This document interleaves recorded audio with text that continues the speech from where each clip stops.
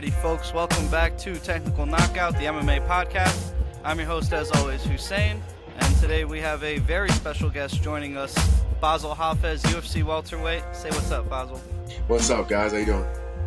Bassil's been on the show before. I met him out in Jersey about a year ago now, and obviously I've been following his career since and before, so I'm happy to talk to my boy and happy to get him back on, man. Thanks for joining the show. Oh, yeah, I appreciate you having me, Hussein. Of course, big dog. So, I mean, first things first, how's Nas doing? How's he holding up?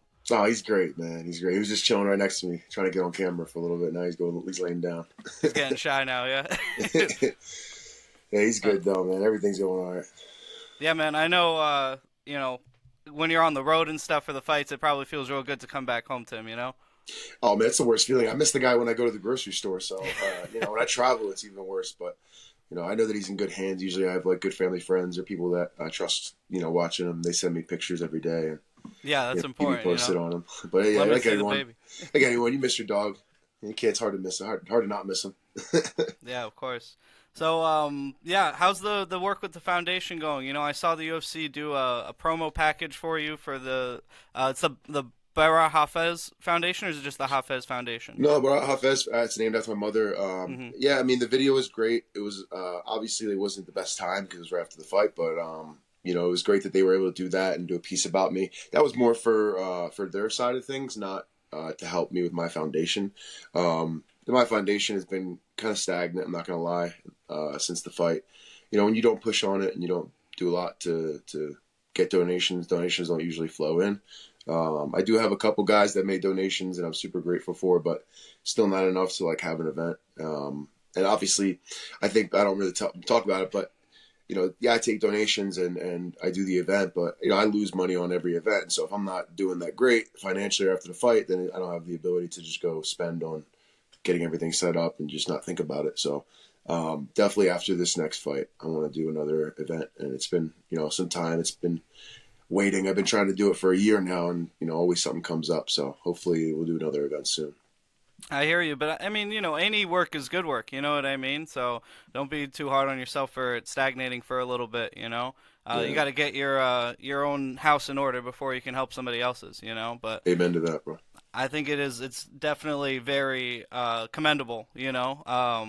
Obviously you've had your struggles with everything in your family, and for you to, instead of turning that into spite or something, to push it forward and making it useful for the next person, I think it's a beautiful thing, man, and that should be celebrated as anything else, Yeah, 100%. I mean, look, everyone goes through stuff. Everyone has different levels of things they go through, but regardless, you shouldn't let whatever you're going through stop you from helping someone else. I mean, there's always going to be someone that has it worse, and it's not a competition, but it's a reason for you to still find a reason to help, even at your worst times. Yeah. Yeah, I mean, if you have it, you can give it. If not, it's all right to get your stuff in order first. Yeah, but if you guys do have something to donate, make sure you go to habibihafez.com, habibihafez.com, and just donate. Read the story there a little bit. Any little bit helps. It just kind of all sits in that account that it funnels to, and then as soon as I have enough to do a drive or an event, which will be hopefully right after this fight, we'll be doing that. Yeah. If any listeners are not familiar with the Hafez Foundation, Bassil works to gather money and donate to families who are dealing with breast cancer or other cancer. There's a great video posted of a family that's super thankful of his help and everything through the medical expenses. As you all know, medical expenses are crazy in America as it stands right now, and it's even worse when, it's the breadwinner of the family that has to, be out of work and take care of their stuff. So little things help all the time, and Bassil's a great guy for, pushing that forward. So I appreciate that, brother. And everyone that donates is a great person too. It's a little bit of everyone. It's not just me. I'm helping facilitate it, but you help and discuss it on the podcast and support as well, and everyone else that supports. So it's a team effort. We're all together for this, for sure. 100%. It takes a village, But yeah, so, I mean, getting back to the fight game, we're coming up on 2 years since your UFC debut. How do you feel you've seen yourself grow in that time? Oh, man. A lot has changed. I definitely wanted to maybe make some more strides than recent, but, definitely a lot of growth, a lot of mental growth. I don't feel like I showed that a lot in my last fight. But that was just a mixture of a lot of things happening quick to make that fight happen and that opportunity. Make sure that I show up for it. So, it's tough. We're in a sport where the every fight you're judged by every fight, and even if you have a fight where you didn't have a great camp or you didn't have all the best coaches for you in that corner, it doesn't. It's just you still look at the result. And so for me, I need to make sure that I go into fights with the right preparation, the right mental mindset, and doing the right stuff, not just treating it like it's a one dimensional fight. And so, there's always the mental side of it. Every fighter has it, and just a learning lesson is all I can say. And I'm excited for the next one for sure. Yeah, of course. I mean, you've improved leaps and bounds since that debut fight. Even in the loss, we saw some stuff that I hadn't seen before from watching your whole career before. You showed some great head kicks, some great timing on them as well. And, obviously every fight is an opportunity to grow, Since that debut, you took it on 3 days' notice. We talked about it on the first pod extensively. If you guys haven't seen that, go check it out. But Bassil goes deep in depth on the lead up to that first fight, and you don't see all that as a fan. You know what I mean? You don't see what goes on backstage. You just see the guy come in and make weight and perform. With everything, with the motorcycle accident, with having to cut 40 pounds on 3 days and stuff, and to still go to split decision with a guy who is now fighting for the title, is a very awesome debut fight. You know what I mean? That's more than a lot of people can ask for. You know what I mean? And even still, a lot of guys who started off their UFC run 1 and 2, or even lower than that, have gone to be champions. Guys like Rafael dos Anjos. I mean, the list goes on and on. Charles Oliveira, Robbie Lawler. There's so many guys who have come back from an early setback and turned it into great. Even George St. Pierre. Yeah, Justin Gaethje. Yeah, yeah. So, I mean, your opponent, for what we just talked about, your debut opponent's now about to fight for the title. And he's taking on fellow Muslim American Bilal Muhammad. So I think it's a pretty interesting fight for you to talk about. For you kind of have perspective on both of these guys. Obviously, we're both big Muhammad fans, being Muslim Americans. But I think we're both fans of JDM. Even if you fought him, I think you have respect for his style and everything. That, and obviously you're not fighting guys because you hate them. You're fighting because it's an opportunity. But yeah. So where do you stand on that fight? Who do you think's gonna win? Yeah, I mean, definitely a fan of GDM and Bilal. It's I think I said this before in earlier pods, but not here. But I was a fan of JDM before I fought him, so fighting him was a dope experience, and I'd love to do it again one day. Gotta work up to that, but I don't know. It's definitely, the fight could go really either way. I think personally, and I think maybe me and you resonate in that, we see Bilal winning by unanimous decision or by finish on the ground. I think in the boxing department that Bilal's hands have gotten a lot better, and it helps him be able to stay more competitive on the feet. But JDM is still amazing on the feet. If I didn't shoot any takedowns, then who knows what would happen in that fight. But I definitely think the takedowns are needed, and I think Bilal knows that. And I think if everything happens as I think it's going to happen, it's going to be a good fight with Bilal winning by unanimous decision. I could see how JDM could win. I think personally, a lot of the things he did in my fight with pulling guard and the guillotines, I think that was a bad decision, a really bad fight IQ decision. I think a lot of people know that, and I think he's worked on that. Those takedowns might have been harder to get at my tiredest, when I was, if he wasn't pulling guillotine every time. And wrestlers know that. If you shoot and you have that initial sprawl defense, then it eventually makes the other ones harder. The first one's going to be rough. The second one's going to be a little hard. And then it starts to be easier to defend the takedowns once you break that. But if you hit a quick defense, then turn right to the guillotine as your next response, the person knows going in that they can how to hit the takedown without getting guillotined, which is a very doable thing. So I think JDM realized that he shouldn't be doing that. And as long as he doesn't do that, it's not going to be as easy for Bilal to get a takedown. But, I mean, still, Bilal's top control is very different compared to everyone else in the welterweight division. I think he has the ability to just stay on top of them all fight. Yeah, I tend to agree for sure. I think, that fight with your fight with him and also JDM's fight with Gilbert Burns kind of lays out a little bit of a game plan that Bilal can replicate. And I mean, if anybody's good at replicating a particular game plan, it's Bilal Muhammad. You know what I mean? The guy's so like studied and focused on his approach. Dude, your cat is so cute. Oh, oh, there she is. I was like behind you. You can see her right there sitting. She just started I thought I stretching and heard her. yawning. I was like, oh my God, that's adorable. That's Lena. Hi, Lena. She's Yeah, cute. she's a good girl. She's pretty vocal sometimes. So No, it's good. She just started stretching right behind you. I was like, that's the cutest thing ever. I saw you Yeah. smiling. I was like, oh, am I leaking or something? Something's coming out. I was like, No, just a uh, cat. I like yeah, cats no, too. she's a good girl. Oh man. No, But but yeah, yeah, dude, I agree. It definitely like I don't know. The Gilbert Burns fight. Gilbert is a different kind of grappler than Bilal. Right? yeah, Gilbert is a very good jiu-jitsu grappler. Like more of jiu-jitsu techniques that he's using to get these sweeps or get into transitions. And his wrestling takedown isn't like that great, to be yeah, honest, right? And he still took down JDM in the like clinch game when they would eventually lead to over-unders. He would turn into a takedown.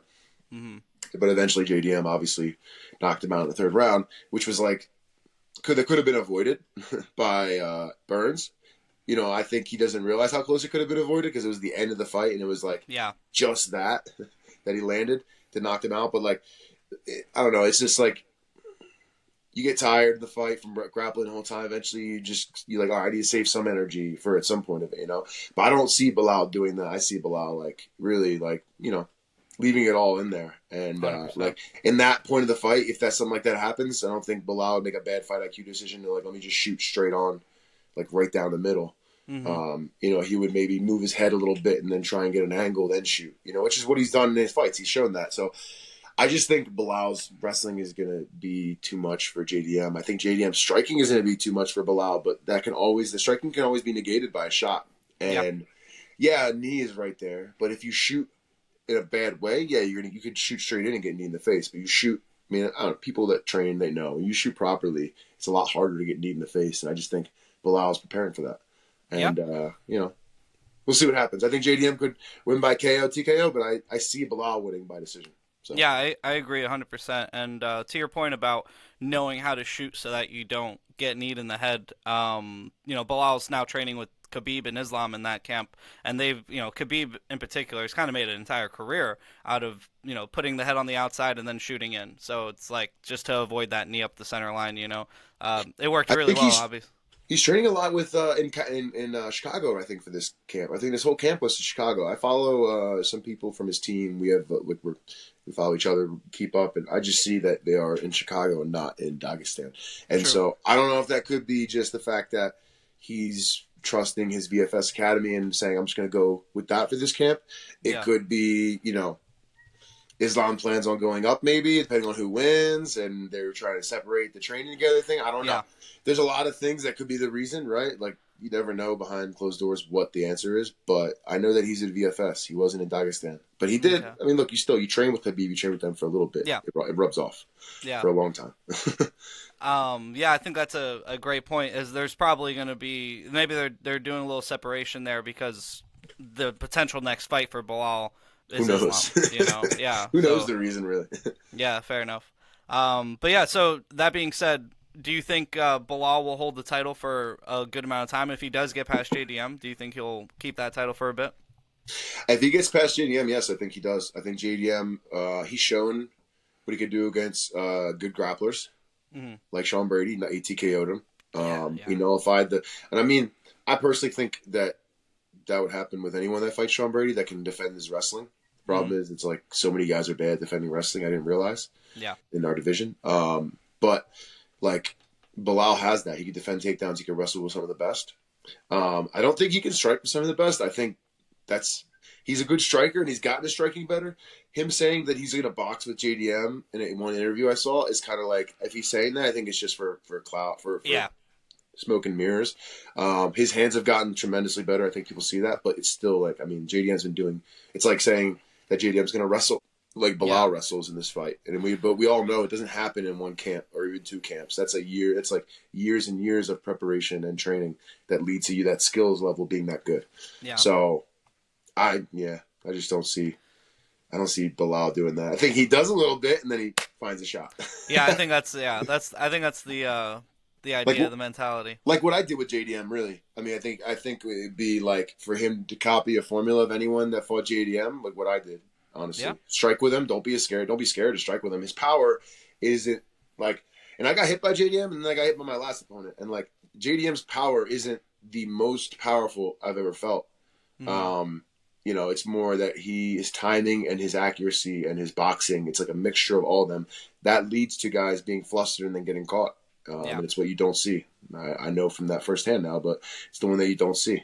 And if he stays with him, stays striking with him, then JDM could catch him with that one he doesn't see. But I really think Bilal is going to make him think he's striking and then just shoot.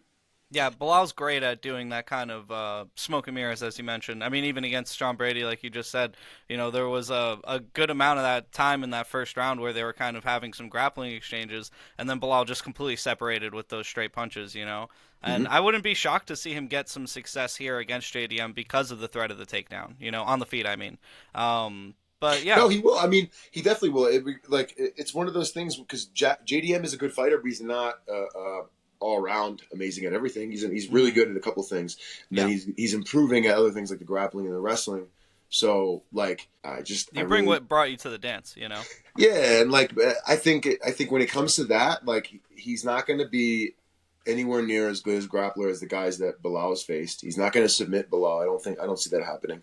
And so what I see happening is going to be a lot of striking exchanges, and then it's going to be a timing takedown shot underneath that, and JDM's going to be trying to expect it, right? But Hmm. I think Bilal's going to know that you're going to be, trying to meet me with a knee or trying to meet me with an uppercut or trying to, because I'm going to do the same game plan. But I think Bilal's going to do a good job of angling and hitting those shots, and it's going to just be a clean takedown every time. Yeah, I tend to agree for sure. Yeah, but who So I knows? mean, yeah, that's the thing with the sport. You know what I mean? Is anything can happen, and we're gonna find out. Um, 2 weeks? but Is it 2 weeks? Week and a half? yeah, I think so. I think it's May 10th. So yeah, like the not this card, but the next one. Nice. So yeah, I mean, you're a genuine dude, and you're always very sure of yourself, but you're also very honest with yourself. You just mentioned the last fight and how it's the shots that you don't see that get you. A lot of fighters have cited a loss as the catalyst for a point of growth in their career. Some great examples being guys like, GSP, Conor McGregor, even Robert Whitaker, took a loss and then went up a weight class and became a champion.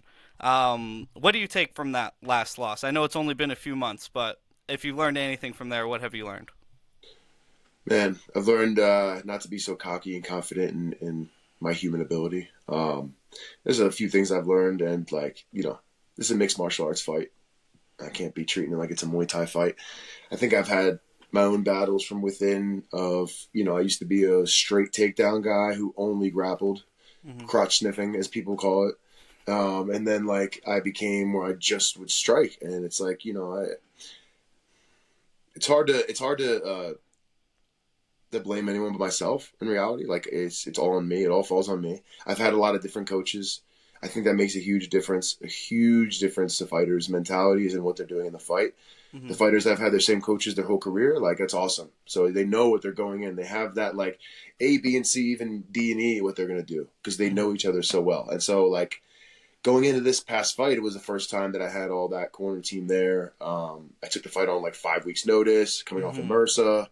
I almost lost my foot. Woof, like I didn't know that. I didn't talk about a lot of the things that that I dealt with going into the fight because people don't give a shit, and it's like you have your own problems in life. I mean, people care to an extent. People that care you care about I care, care, yeah. but like in regardless, everyone has to live their own life, and everyone has to deal with their own Of course. problems that occur. You can't just expect sympathy to fix anything. So, yeah, it was a lot of things I was dealing with going into that fight, and then like even in the third round, like asking my corner, like, am I winning the fight? I think it just like made me have an epiphany of like, I need to have the right corner. Not that the whole corner team was wrong, but the Sure. collection in that order, the way I did it. But like, there needs to be more like conviction in what the f I'm doing, or what I'm going Hmm. to decide to do. It can't just continue to be, oh, try this, try that. Hmm. And I've had multiple different coaches throughout my career, and in particular, I'm on my fourth head coach here in Colorado, and so it makes a big difference on your fight style and what you do. So I'm not going to blame anything else on that. Look, I definitely feel like I made mistakes. My opponent took advantage of that, and like as you should, like I feel like, he could have done what he did maybe in the first round because I was being stupid, and he just found it in the third round. And so, regardless, I know the mistakes I made to get knocked out. I mean, at some point, you can't just stand in front of somebody and eat overhands and expect that you're bulletproof. Mm-hmm. So, it was a few things that I did in that fight that led to that, and it wasn't. And I know everything I did. It's just some stuff I have to fix, and have more conviction in the right game plan as well. Yeah, so it sounds like more of an approach and a mindset thing that you have to change rather than a technique thing, right? Like you feel like it was more about your mindset, how you were approaching the fight, thinking that you were, as you said, like bulletproof or too confident. No, I mean, there's multiple things to it. Like Mm-hmm. the mentality. I also was stepping straight down the middle, plotted. Like Yeah. I was in a plotted stance, very planted. I was southpaw, which I'm normally not southpaw. I make more mistakes from southpaw sometimes. Um, he did a good job of tearing my lead leg up, and me not having a response to that, which eventually made me switch stances to make sure that I wouldn't make a mistake. But then I go in the fifth round, and I basically get in a plotting stance where I'm kind of stomping, and I come straight down the middle with my hands low. It's like asking for the perfect formula for him to just hit an overhand, and he did. And Sounds like you've watched it a lot. what's that? It sounds like you've watched this fight back a lot. Yeah, I mean, I was. I don't know, people. There were fans in the arena that were there. You could see me like as I like, you know, I don't remember in the cage right away like what happened, and even the hand raising part because I wasn't there. They wouldn't let me stand up for it. I was sitting on the stool, but like I was watching in the replay when he's talking to Joe Rogan. I'm watching myself get knocked out. When I'm leaving, I'm walking out of the arena in the the dark walk where there's a couple fans trying to slap hands with you, but you're not the one that just won, and you're doing that dark walk. I'm the whole time literally facing the screen. My coaches were like, "You really want to watch this shit?" I'm like, "I want to watch it. I want to see what the fuck happened." Yeah. And then like like I realized the mistakes I made, but watching the whole fight, there was so many things I just didn't do that I could have done. I mean, I know that like obviously I showed some more things that I didn't show before, but yeah, no, I'm just not happy with the whole fight from start to finish. I'm not gonna look at it like, oh, I was doing great up until I got knocked out. Of course, yeah, I Um, understand. It's like I said, you're a very honest guy with yourself, and I think that's really important in order to grow in any capacity, but especially in the sport. There's a lot of fighters who, when they lose, they're like, ah, fuck it, it was bad night for me. You know what I mean? But to hear you break it down so cerebrally, it tells me that you're gonna learn a lot from this loss. You already have learned a lot, and I'm really happy to hear that, bro. Honestly, like man oh to yeah, man. bro, I appreciate that. I mean, that's life, man. I feel like we all experienced things, and if I didn't improve from everything I've experienced so far, then I wouldn't be where I'm at now. So Of there's course. no reason to stop trying to improve. And it's not your It's a first loss, lifelong journey. You've came back What's from a loss before. Yeah, yeah. I mean, this is the first time I have been knocked out, and then I think I had a confidence in my chin like beyond belief, and I still have confidence in my chin. I mean, like, it's one of those things where like you like to be you never been knocked out, and you like to have that think, and you're like, oh, Hmm. I'm good, I'm a knockoutable, this and that, but like the truth is, and it's something that maybe other fighters they hear. Like I've heard this from other people when they got knocked out, and I was just like, yeah, maybe them, not me. But like the truth is, man, no matter who the fuck you are, you get hit in the right spot in the chin. I mean, you watch that overhand, that hit me like literally right where you knock somebody out, right here. You hit me Yeah. like exactly where he needed to hit. And I didn't really get knocked down. I kind of went out, went back up, and then he just had great follow punches, kept putting me back out. And so like, you can't line yourself up with a sword. Expect the sword to be lined up and go shoot right through you, and you're gonna avoid it. It's like, I put myself in line with the dagger, and I can't expect that I'm just gonna eat that every That is time. a great analogy, dude. That's a great analogy. So like, it's just a lesson, man. It's a lesson to not be so cocky and be more confident in other things I can do. Hmm. And it's a mixed martial arts sport, and I keep looking at it like it's a Muay Thai fight. Fair enough. Well, I'm happy to hear that uh, you're, taking things from that loss and taking it in stride. So moving forward, if it was up to you, when would you want to come back into the cage? Are you focused on that right now? Are you focused on just kind of recovering, getting your bearings, or is there a date ahead of time, like maybe like November or something, like a little bit later in the year? How do you feel? Man, I've been wanting to fight since January. Hmm. I mean, I got knocked out. I ate it. I ate some food. I ate a lot of shit. And then January 1st, I was ready to get back in there. The problem is I'm having some complications with my knee. I'm Hmm. having a complication from surgery. So even as it is right now, I'm still like, it's not resolved. And it's kind of just what I have to wait on. It's a shitty thing. And I'm not happy about it. It's something that hurts. I want to Hmm. be able to train. I want to be able to fight, and I'm just kind of like sitting here just staring at the wall, watching paint dry. Like I'm not able to help my teammates out for their fights. I'm not able to do what I love and what I've been doing for 14 years. I'm just kind of losing my mind here, but I'll be back, and I'll be back. I'll be stronger, and I can't wait to get back to fucking fighting and training. I've Yeah, been I hear missing you, it, man. man. Yeah. But yeah, I mean, like you were just saying before, you came on that fight in short notice. You came on the first fight in short notice. Maybe this is a great time for you to kind of, reset. You know what I mean? And not rush into the next opportunity. If your knee is a little jacked up or, the MRSA is still a problem, like it's probably a good thing to get some time off and, reset and kind of get the focus, Yeah, for sure. I definitely agree with that, and you're right. I just, I'm not. I haven't like I know this it's has like an been. itch.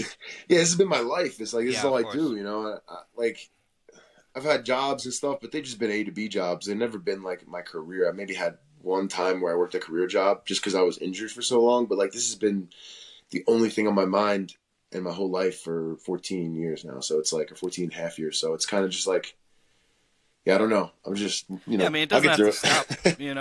It doesn't have to stop. You can still Yeah, study film and you can still, I'm doing shadow that. box and stuff. Yeah, I believe in you, I'm brother. doing a lot of push-ups. Yeah, it's just, I don't know. I just, it's the frustrating part of being an athlete. It's not. It doesn't happen to every athlete, Hmm. always right away, but it happens at some point in your career where you start to have injuries that hold you back from being able to train. That you can't And ignore any longer, yeah. yeah, and you can't explain it to people. It's like there's a lot of people that might think, oh, he just doesn't want to train, or he's just this and that, and the people don't know what the fuck you're going through and what you really want inside. And so Yeah, of course. it's a tough time, like anything. There's been tough times in life. We've all experienced them, and this is that waiting period where I just have to soak in it, experience it, work on other things to get better, and then eventually my time will come where I can get back to training. So Hell yeah, man. I'm just Well, trying to have that mindset. yeah, I mean, it's a great mindset to have. It's a very realistic mindset to have, so I'm happy to hear that. Um, let's talk about some other fights and things coming up, if that's all right with you.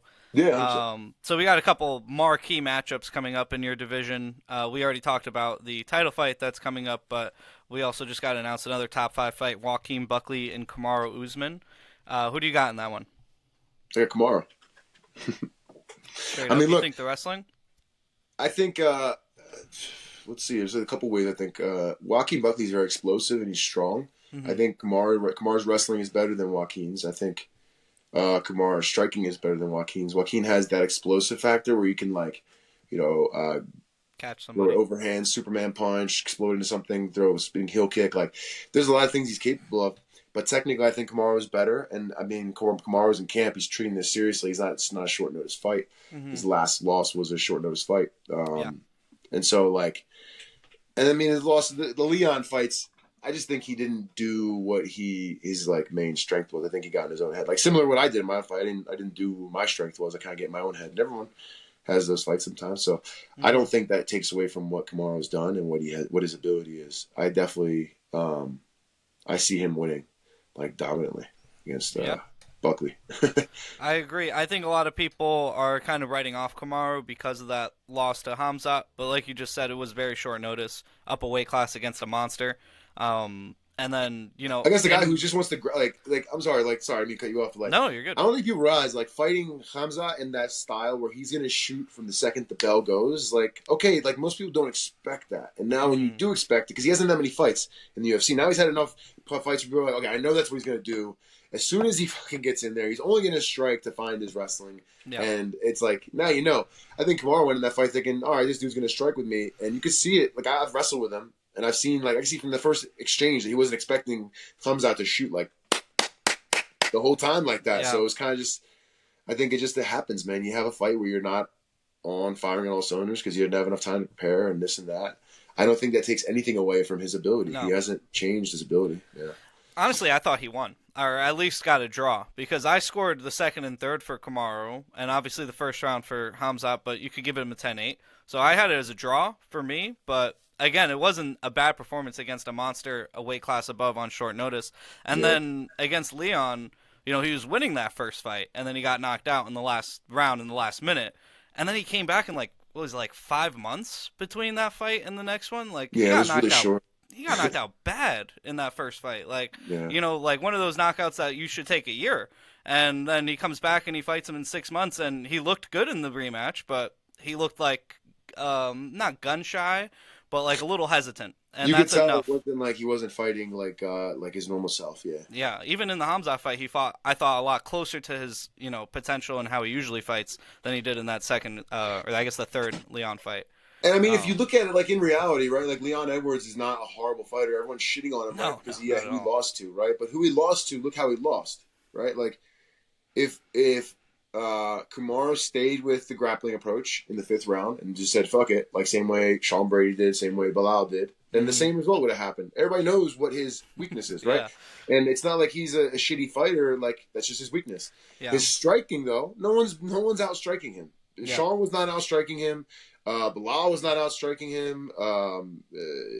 Kamaru was close. Close. Yeah, Kamara was close. It was a closer match, right? But he still could have used the wrestling. And it's like, man, it's one of those things. I think a lot of us have that. I'm not going to speak for Kamara, but I think a lot of us have that battle where we just want to, like, man, I want to be able to strike the whole time. And I then want it's to put like, my hands on this guy. but we're Yeah. all different fighters, man. We're all different fighters with different formulas, and we can't look at other fighters like Carlos Prates and be like, that's going to be my next style for this fight. It's like, Hmm. no, my style is me, and I just got to make that work. And so I think I had a lot of that identity battle, and every fighter has that kind of identity battle at some point in their career. Hmm. And maybe that happened to Kamaru in the second fight because he didn't really wrestle in the second fight. And it's Hmm. like, why wouldn't you go back to your bread and butter that you just almost beat him with? And so, like, I don't think it takes anything from Leon. I think Leon is still a great striker, 100%. and I think Kamaru's still a great striker. Yeah, I'm gonna pick Usman against Buckley as well. If he shows, I think it's gonna be one of those y'all must have forgot kind of fights. Yeah, I agree. Like All right, we're thinking the Volkanovski and same, so there's no Lopez. bet here. There's not going to be any push-up bet. Yeah. So on the same card as Bilal and JDM in a couple of weeks, you also have Valentina Shevchenko defending against Manon Fiorot. Do you have a horse in that race? No, I don't. I think Shevchenko wins. Yeah, I'm probably. not. I'm not all that impressed with Men and Fiero. I mean, I think her striking is good, but like, I think we've seen her fight where I think it was like a couple fights ago. She like had a girl where she was landing like if you could name her last two fights, I would know which one. But she was landing a lot of strikes. Blanchfield. She fought Blanchfield and she fought somebody else. Now I can't remember either. I think it was Blanchfield. It was Blanchfield. I thought Blanchfield was going to win that fight. Manafiro goes in and like I don't know. She was like at some points landing a lot of strikes, but like no power. Yeah. Just no power, bro. And it's like, look, everyone has their own physical stature and what they bring to the table, but like her style is striking and she doesn't have any power. And I just like it's not. I'm not a huge fan of seeing somebody land a bunch of strikes but not have the ability to finish them, even if they're landing like clean strikes. Like I think she fought tough girls in her last fights, and that's why she didn't get to finish. But I just don't see it happening against Shevchenko. I mean, Shevchenko is one of a unique beast. Yeah, 100%. My only concern is the if the age is going to start catching up to Shevchenko soon, because I think she's like almost 40 now. I don't know. But I think she's beating Father Time. yeah, fair enough. Yeah, Like Yoel. There's certain people that Father Time doesn't show up as much. yeah, or Volkanovski, like we were just talking about. Yeah, I mean, he that's looked who, yeah. great against Lopez. That was incredible. He did. Um, He called the shots, and I mean, I had Lopez. I thought Lopez was going to win. yeah, I'm me a fan too. of Lopez as a person too, and like, I mean, I also like Volk, but yeah, no, he said exactly what he was going to do, and he came in and did it, and it's like still same old Volk. Yeah, I was picking Lopez before the fight as well, and I thought that Lopez was going to be able to catch him early in the first 2 rounds or something. And it's not that I wanted Lopez. Like, I like both guys. You know what I mean? I didn't have a particular emotional investment. But once Volk started winning, I was like, oh, fuck, I do love Volk. Like, you know what I mean? I was like, I he's forgot. good old Volk. Yeah, he's back. Because they think he's old now, and he's like, he's losing his shit. I'm like, Like, come on, yeah, man. he lost 2 times in a row, but he lost to, in my opinion, pound for pound 1 and 2 in Islam and Taporia. So, like, how can you hold those losses against him, So you fell victim to the MMA fandom. The MMA Yeah, what do you fandom mean? is like, yeah, MMA fans are like the worst fans, man. I know. Trust me, not I all know. of them. Not all No, of of them, 'cause course, I'm but there's a fan of really, those really fighters. bad part of the base. Yeah, no, it is. Like, I think they just don't know as much. It's like, it's kind of like they learn to a certain extent about the sport, and then and it's like the sport grew so much that they It's like, a now it's short-term like, memory. yeah, now, but it's like not even that. It's like it's like, okay, I have to act like I know everything, even though I've only learned this small portion. So it's like they just feel like they know everything, and They don't know a lot about the fighter pay. They don't know about a lot about the company treats the fighters or anything in the background. I know everything is different. They don't know a lot about like just a lot of things that go on the dynamic with how events are picked, how they pick like for Apex shows or like Mm-hmm. if people be like, oh, why aren't you fighting? You don't want to fight. And I'm like, it's not me. The Yeah. promotion is I said I'm ready, and then they have to like they have business. They have to okay, well this guy had just fought. We have to get this guy a fight. Da, da, da, da. Like there's so much that goes into it, and they just don't Yeah. know it. And it's like they learned a little bit, and then the sport grew so much, and then it's like now it's like they learn so much, and then they're thrust into an area where I feel like other people know more or know as much, and they have to act like this is it. No, this is all I know. This is the answer. I know the answer already. It's like they didn't stop learning. They stopped learning about the sport and stopped learning about everything else. It's like they hit a point where like they know a little bit of knowledge and they're just super confident in it. Yep, yeah. The confidence to truth factor is insane. Yeah, Yeah. no, you see a lot of overly confident people, especially after a fight. Of course, after a fight, it all makes sense. Hindsight's 2020. I remember just now when Carlos Prates lost to Ian Gary. After the fight, everybody was like, "Oh, of course Ian Gary put on a master class. Like, oh, he's top 5 for a reason and stuff." Like, yeah, the guy is a great fighter, but I saw the comments before the fight, and everybody Everyone was thought saying, Prates was gonna knock him out. yeah. So it is what it is. It's a very much what have you done for me lately fandom in a lot of respects, and it's just that's the grossest part about the sport for me. No, it I is. It is. That's the truth. I mean, like even as fighters, we realize it. Like I'm a fighter, I realize it. Like I'm judged on my last performance, which was getting knocked out, and so it's like, man, even. But it's crazy. Like even I feel like I noticed it even in the realm of like the sport, like with other fighters, like. As weird as it is, like, yeah, there's people that you have that have your back as your friends, but then there's other people that are like in the gym, that maybe you'll see them and then like you have that one fight and then they like start to act different towards you, and really, you're like, yeah, it happens a lot, man. I feel like I see it a lot in other sport. I mean, I noticed it from different things. I'm hyper aware. I noticed it when I spoke on Palestine. I noticed it after this knockout fight. There's always going to be people. It's like the average person doesn't have the ability to do something great, but so in their mind to make that subside, like that worry of not doing something great, they have to talk down. They have to find a way, and at some point, someone's always able to be talked down to. Even someone that's accomplishing things that they never accomplished before, they're doing great things that they dreamed of doing, right? They're still going to find a way to, at some point, bring them back down to their level, because it's like, you have to. I have to feel like I'm not a piece of shit. I'm not doing nothing. You got to be at the same level as me. Now, look, see, you got knocked out. So you're at the same level as me. You suck just like I suck. It's like people have that mentality. It's like a really negative mindset to have towards humans. Is like we should all be empowering each other to do great things. And if the person next to me does something that I could never do, I should be happy that I got to witness them do it, and be happy for them that they're able to fucking accomplish that. Not just be like, oh, what about me? Where do I fit into this? Yeah, man. It's so much. It's such a self. I mean, everything is selfish. Like it's a selfish sport. It has to be. No, I understand. Like everything else, life is starting to be selfish outside of it too. Yeah, I mean, I don't want to get into politics or anything, but we've seen a shift. The last few years, a very gimme, gimme, gimme approach. But like you were saying, Israel Adesanya said something great about that when he lost to Blachowicz, when he went up the weight class to try to get the belt at light heavyweight, and he lost. And there were people talking like, oh, he's never been that good and all this shit. And he mentioned this thing in particular in New Zealand and Nigeria called tall poppy syndrome, where it's like if you see the poppy growing, like if you're in a poppy field, right? Some of them grow higher than others, and the other one, like the shorter ones, want the other ones to be down to their level. It's like, bro, just be happy for the homie. Like, why you gotta be trying to cut people down? Like, you know what I mean? 100%, bro. 100%. That's so true. I didn't hear him say that, but that resonates. It's really true. Yeah, it was pretty interesting. When I saw that, I was like, yeah, it's got to be tough. I mean, there's so many things already going through your mind. You know what I mean? You don't need more pressure from people who you think are here for you. Yeah. I mean, it's like it is the life. Like, I'm not gonna sit here and be like, oh man, everything needs to be perfect. Like, no, of course not. Like any other sport, like say football players, for instance. I mean, they make great money, so it's different. But say football players, for instance, like they're put on a pedestal and they're this and that, and it's like, yeah, there's gonna be people trying at a time. There's gonna be the jackals trying to get you and trying to bring you back down and bite your tail and get you when you're not paying attention and bring you down to their level. But like that's in everything. Like you take on that position and earn that money, and now you have done something with your life, but it's not going to just come free of cost. It's not going to come with no criticism, and it's not going to come with trying to bring you back down to where you were before you got to that level. It's always going to be trying to bring you back, and that's just the way it is. Like bring you down, and so you can't. like everything. You have to just expect it's going to happen. I mean, I expect people are going to talk shit. Like I know when I spoke on Palestine that people are going to message me death threats. I know that like when I get knocked out, I know, oh man, DMs are going to be crazy. Going to be so many people that don't do shit in life, they're sitting on their couch beating their meat. Comment on my page. Comment on my page. Yeah, you got knocked out, pussy.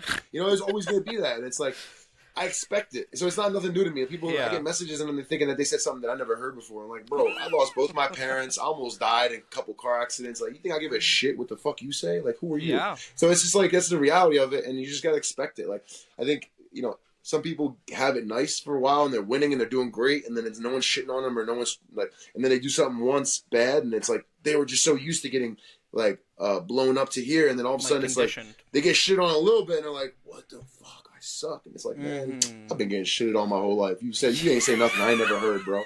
Fuck you.